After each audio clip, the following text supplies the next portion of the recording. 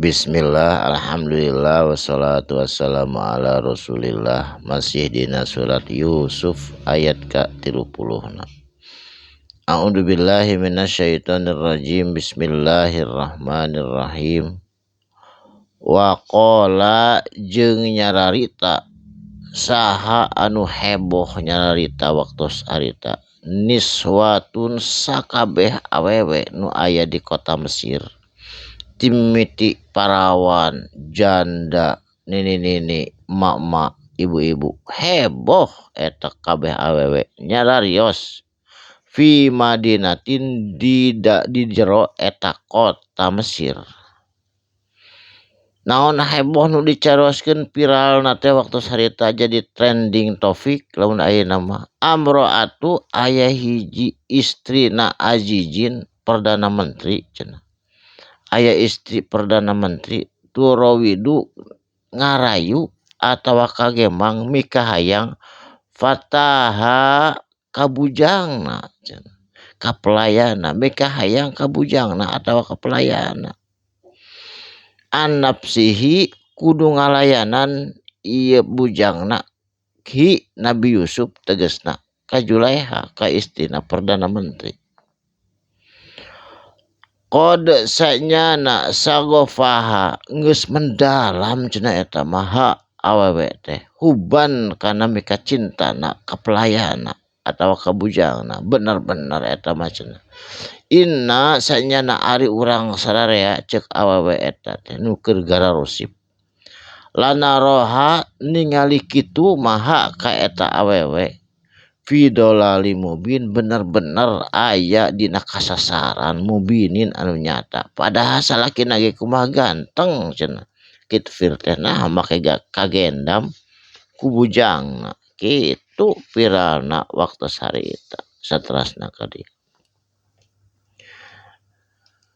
waktu zaman Nabi Yusuf saterasna palamma mangka samangsa samiat ka kuping eta berita teh ka situ Julaiha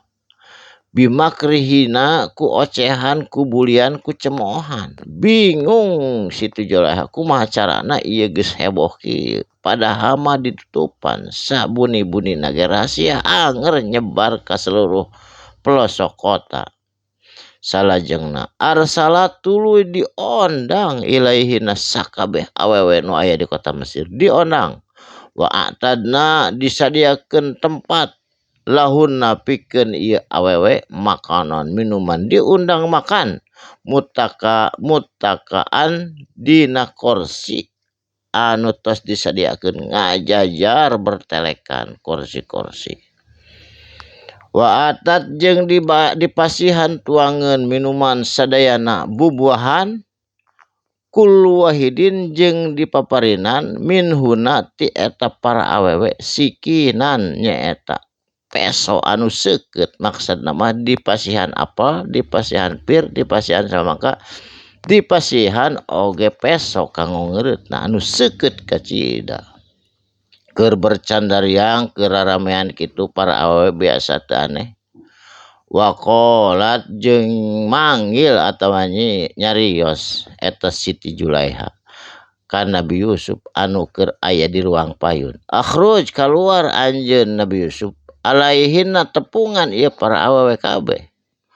falamma maka samangsa ra'ainahu ningali ieu awewe hu ka Nabi Yusuf cengang kabeh awewe bari pokna akbarnahu kagum hu ka Nabi Yusuf teu ngiceup-ngiceup molotot panonna bening ku kakasepan Nabi Yusuf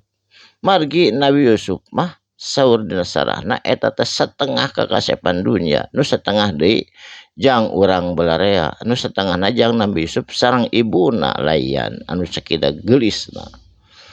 keur kitu waqotana ma jeung ka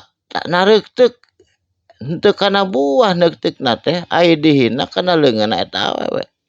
jadi garetihan neukteuk curug neukteuk jajangkung neukteuk cari jadi poho kana teuk-teukan lain kana bubuahan kalah kana curug baningku kagum ka Nabi Yusuf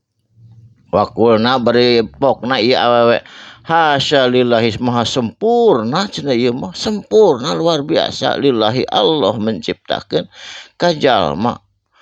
cenah kitu buncak urang mah ayeuna mah masyaallah cenah kaleuwih ieu teh geus maha da ieu mah cenah hada basaron lain jelema sugan